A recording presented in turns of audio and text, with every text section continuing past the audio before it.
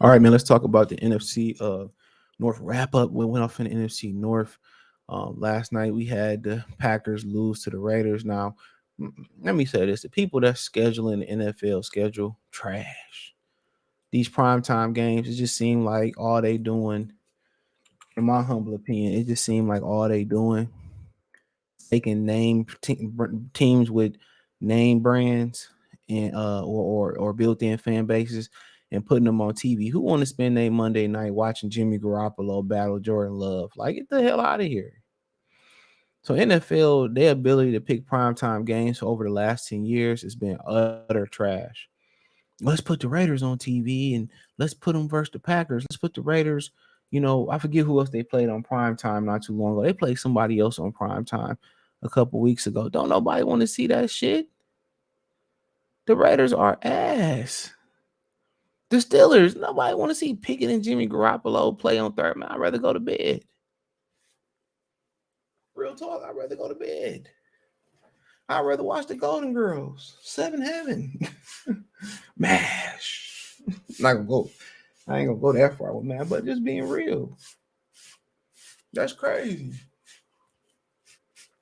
That's super duper crazy.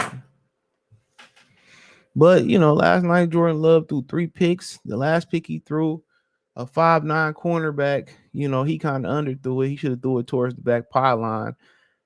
Picked it off and jumped right over in front of Christian Watson. Packers go to 2-3. This is a game they had to win. They should have beat them. No Aaron Jones, it hurt it. AJ Dillon is just an average back at best. He ain't like his uncle Corey Dillon. Watson had a big 77-yard play, and he scored that touchdown. Probably would have been going into overtime, or they probably would have won. It was trash. It was a trash performance. Devontae didn't do nothing. Jacoby Myers, it just wasn't nothing to write home about. This wasn't worth staying up for. They putting the Raiders on TV because they in Vegas and Mark Davis and all. Nobody want to see this shit, man. That stuff was terrible. Terrible. Josh Jacobs, he ain't 100% back. That's what happened when running backs take off the entire, off season, no go to training camp. You open yourself up to severe injuries and you open yourself up to a slow start. That's why when Le'Veon Bell took that time off, he never was the same. You got to keep that body in motion no matter how much you training at a performance center. That's not a supplement for football and taking hits or whatever. So, but nonetheless, it was what it was. It was what it was, but it wasn't a good game. It was truly terrible. It was truly trash. The Packers lose. Now, who do they roll up against next?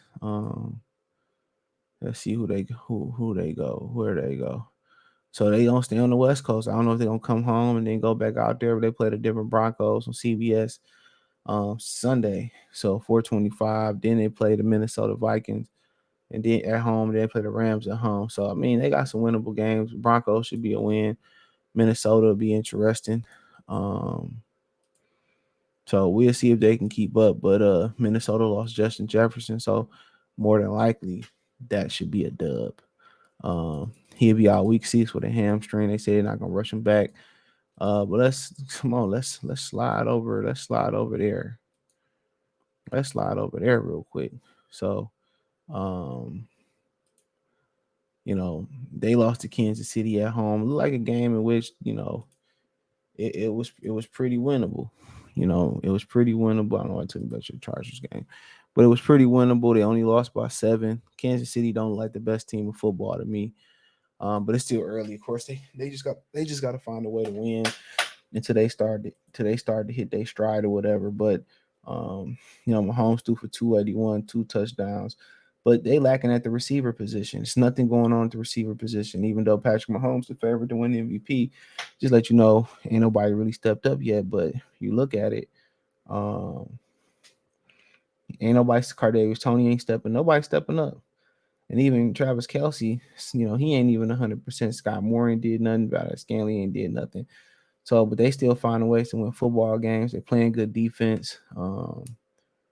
So they one of the best pass defenders in the game, pass defenses in the game right now.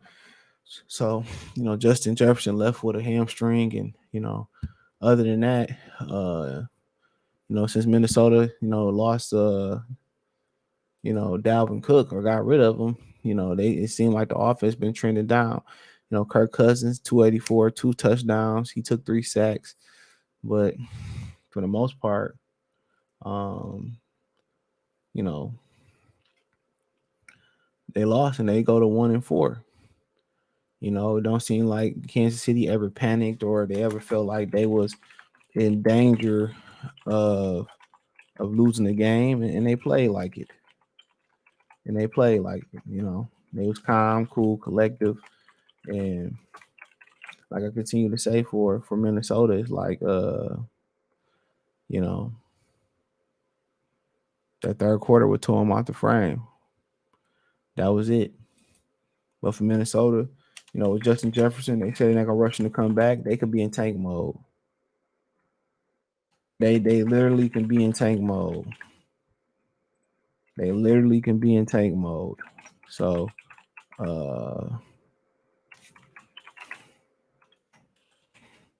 they literally can be in tank mode. So especially so we're in no rush for him to get back, and it was already talked about. They was ready to move on from Kirk Cousins after this year. So once you start putting that, out there in the universe or out there for people to hear, how do you think that's gonna make Kurt feel? You know what I'm saying? So, that's unfortunate or whatever they got going on. But uh, another loss for the Vikings from Minnesota. Let's see what they got going on next before we celebrate the Chicago Care Bears fucking winning finally.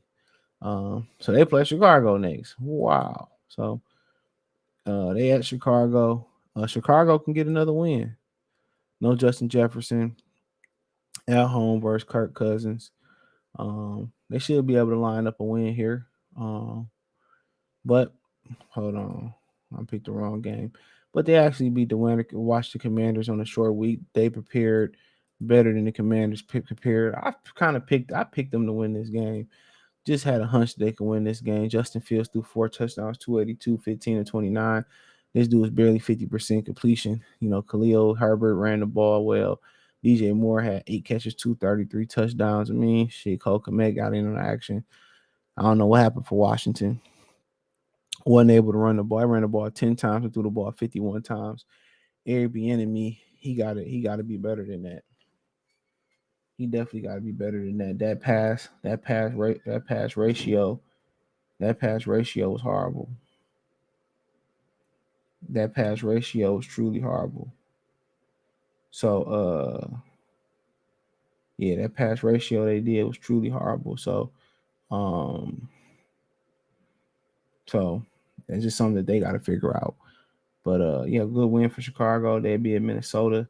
It's good to get that monkey off your back. And maybe, with some of Minnesota coming up with no Justin Jefferson, maybe they can start making some ground, a little bit of ground. But if they gonna move on from Justin Fields and don't 100% believe in him, do you really want to make ground? So you know what I'm saying? That's my thing. Do you really want to make a bunch of ground? You know what I'm saying? Do you really want to make a bunch of ground for real? So but yeah, man, that's the wrap up, man. Check out the NFC North playlist for more videos like this. Thumbs up the video, share the video, subscribe to the channel because Chicago had a number 1 and number 2 pick next year, possibly. So maybe they want to keep losing. But yeah, hit the link tree. You can find me on Twitter, Instagram, Spotify, Anchor, Cash App, Venmo, PayPal, Apple Podcasts, Google Podcasts, the whole nine. Check out the NFC North playlist. Appreciate the love and support. Peace.